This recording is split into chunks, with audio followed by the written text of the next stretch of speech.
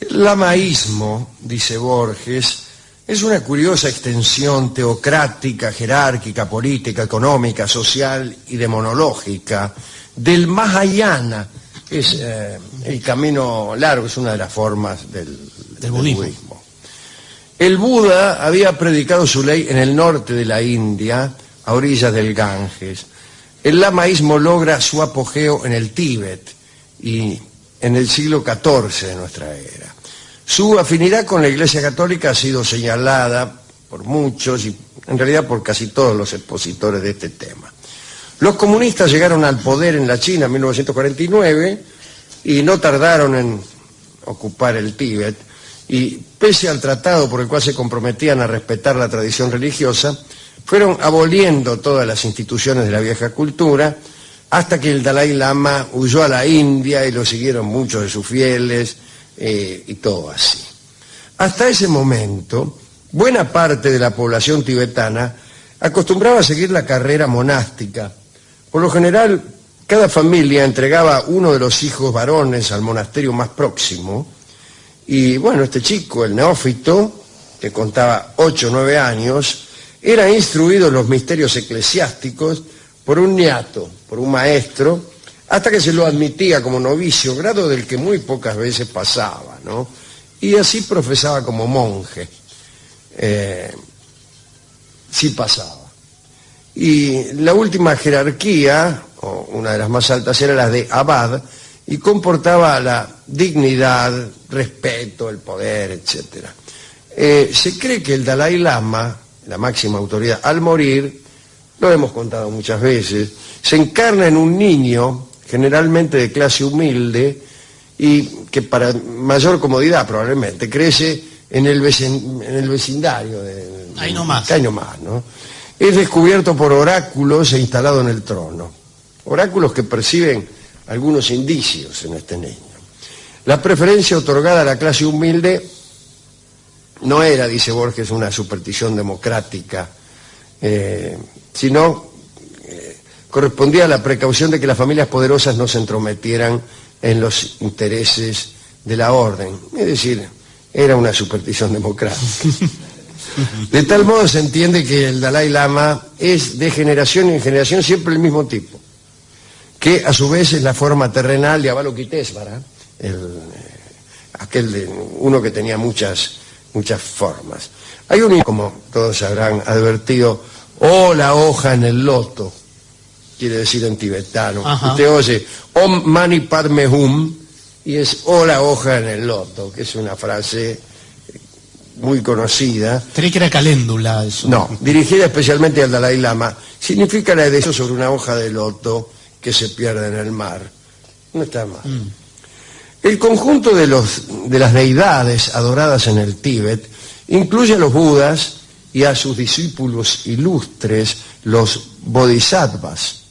Incluye también al filósofo del nihilismo, Nagarjuna, y también incluye una horda inextricable de divinidades menores, los príncipes demoníacos de terrible aspecto, los 4 guardianes de los puntos cardinales, Yama, el juez de los muertos, bueno, un montón de diablos. La propagación del budismo en el Tíbet representó un progreso moral en realidad, e introdujo allí el extraño concepto de que las buenas acciones tendrán su recompensa después de la muerte y las malas recibirán su castigo. Con mejor lógica que el budismo ortodoxo, el lamaísmo no admitía la doctrina del karma y prefería la de un alma individual que transmigraba de generación en generación. El muerto podía renacer en este o en otro mundo o en cualquiera de los infiernos o cielos. Los demonios acechan en todo momento, Barton y Rubio, y es prudente proveerse de los talismanes y fórmulas adecuadas para ahuyentarlos. Mercadería que suministraban los monjes, desde luego. Tampoco se descuidaba a los enfermos. Un monje aplica la terapéutica de recitarles los cánones sagrados. Ciertas fórmulas, queridos míos, repetidas un número indefinido de veces, ahuyentan a los malos espíritus, curan a los enfermos y son las llaves del paraíso. La más acreditada, como ya hemos dicho, es esta, Om Mani Padme Hum. La virtud de la incantación o mantra reside en unas palabras, menos en el sentido de las palabras que a veces incluso pertenecen a idiomas olvidados, que en el orden mágico de las letras. El lector recordará la cábala de los hebreos, el lector dice Borges, ¿no? Que atribuyen una fuerza creadora a cada una de las letras de la escritura, ¿no? Hay letras mortíferas, ponzoñosas, pendencieras, prósperas, gratas, saludables, amistosas. Bueno. Estas fórmulas escritas, llamadas mantra, son igualmente eficaces que las orales. Y se usan, por ejemplo, en las banderas que coronan los techos de las viviendas y los templos, en la ropa, en los amuletos, las usan los enfermos en busca de cura, y hay incluso unas máquinas de rezar, una especie de cilindros manuales, que vos le das manija, y cada vuelta es una oración. Están llenos de mantras. Sí, se llama mantrear, incluso claro, se le dice claro, eso. claro. Y hay como calecitas, sí, que son, y dan vuelta, y incluso de ese modo se puede obtener la inmortalidad algún día. Yo tengo por ahí el número exacto de vueltas que hay que dar para cada cosa. Eso sí, conviene reforzar estos méritos de paciencia con donaciones a los templos y con bailes cuando el monto se juzga digno, ¿no? Los ricos ofrecen joyas, metales preciosos, los pobres manteca. Los demonios más peligrosos no aceptan dones, sino ya puesto el sol. Acepta regalos, pero de noche. Me gustó eso, me gustó eso. Muy bien. Quiero decir lo siguiente. Es muy largo el proceso después de la muerte, según... Hasta volver a nacer en otro. Es muy largo. Es decisivo el momento en que te morís. Llegada esa hora, o incluso después que te mueras, viene un sacerdote, te lee un libro que se llama Bardo Todol, o Liberación por el Oído, que consta de una serie de instrucciones para el muerto, que va a tener que viajar por los reinos de la muerte. Una vez enterrado el cadáver, la ceremonia continúa y dura 49 días. Bueno, hay distintas etapas, recitados, canciones, quema de una estatua del muerto, en fin. En ese periodo también se lo juzga en el otro mundo al muerto, a ver cómo viene. Entonces finalmente verá 7 divinidades pacíficas que irradian cada cual una luz de diferente color, y ve otras luces que corresponden a los mundos en que el alma puede reencarnar, incluso el de los hombres. Bueno, el tipo elige, esto es una cosa aburridísima, que el muerto ya se empieza, iba a decir que se empezaba a pudrir, pero...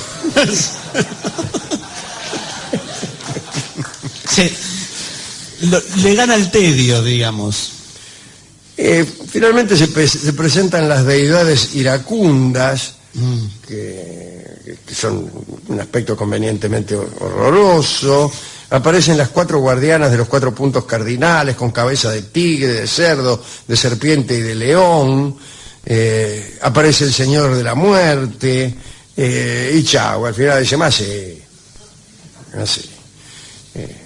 Ahora bien, lo último que hace el muerto es reconocer el proceso alucinatorio de este extenso proceso. Comprende que todo lo que sucedió era una alucinación, y le dicen cuál será su reencarnación ulterior. Los que logran el nirvana, ustedes saben que el nirvana es un estado de aniquilación personal, de aniquilación del deseo, etcétera, y no tienen más reencarnaciones. O sea, el propósito del budista es alcanzarlo, dejar de reencarnar. aniquilarse en el todo. Bueno, si se llegó el nirvana, el tipo le dice, bueno, ya está, Blanco, no reencarnó. Hasta acá llegamos. Hasta acá llegaste. No sé si dice aniquilar, ¿no? ¿Cómo? No sé si usan esa palabra de aniquilar. No usan, no sabemos Parece... qué usan. Son muy pocos los que llegan al nirvana y los que llegan aniquilado su yo. Claro, no alcanzan a comunicarlo, mire, qué sé yo. Están ahí. Así que esa es la religión a la que me acabo de convertir. Pero ¿por qué? Usted se convierte... Además se tiene que ir, creo que el budismo tibetano requiere que vaya al Tíbet y sí, practique... me gusta menos que el budismo en otras formas, ¿no? El budismo del Mahayana, del Hinayana, el budismo tántrico, sí. El budismo zen incluso, ¿no? Que es el que era el budismo yang y se convirtió al pasar al Japón al budismo zen, y que uno de golpe entra en conocimiento de la verdad por iluminación. Ese es fenómeno. Sí, hay muchos budismos se hay han muchos, multiplicado. el peor es el lamaísta. No, pero señor, no hay uno peor, mejor. Sí, no sé. lo comprendo recién ahora. Y eligió el peor. Me acabo de convertir. Y comprendí que, ¿sabés qué? ¿Qué? Hay mucha envidia. Pero señor, usted no entendió nada. Sí, señor, hay mucha envidia. Igual el Buda original es uno solo, a ese lo reconocen No, todos. el Buda casi no le dan bolilla acá en el Tíbet. Están siempre con el Dalai Lama, que están en la tapa de Time meditando panza arriba de la catrera. Meta reencarnar y reencarnar. Meta reencarnar en sí mismo, porque claro, no es más que una forma de Avalokitesvara. El feriado mismo le reencarna como si nada. Sí. Y si ¿Cómo anda Dalai Lama? Ya lo ve reencarnando. Y Meta reencarnar y reencarnar. ¿Qué hay de Siddhartha Gautama y de todo No, eso ya es del árbol otro de budismo Bodhi? más clásico. Nosotros acá en el Tíbet, con el frío clase, al Siddhartha Gautama poco caso le hacemos. Y bueno, señor, qué sé yo, usted sabrá. A mí me gusta, mañana quizá hablemos de esto, de los que son más nihilistas que ninguno, como Nagarjuna. Nagarjuna decía que ni siquiera cuando él decía que todo es ilusorio, era verdadero. Él diciendo que todo es ilusorio, también era iluso. Eso me gustó más. Es que mañana mismo me voy a borrar. Pero señor, ya cambió. Para convertirme en discípulo de Nagarjuna. En las formas de la transmisión del budismo hay mucho de las paradojas, de... Ese es el budismo zen, señor. No, pero en todo, la afirmación por la negación. Mucho chiste, señor. Bueno, mire la hora que se ha hecho. Es tardísimo. Y yo aquí saltando de religión en religión. Sin reencarnar todavía. Reencarnando. Bueno, hemos ido al discotecario. Sí, ¿qué dice? Y se entusiasmó con la máquina de rezar. Ah, mire usted. Sí, y dijo que le iba a regalar una a su abuela, que se la pasaba rezando y molestando, para que incluso una eléctrica. Que rezara por ella. Sí. Pero le dio un disco, porque... Sí, un disco que hacía alusión metafórica a la máquina de rezar, y es el vals que se llama Carrusel. Me lo dio grabado por mí mismo, para demostrar el carácter ilusorio de todo lo que se ve y se oye.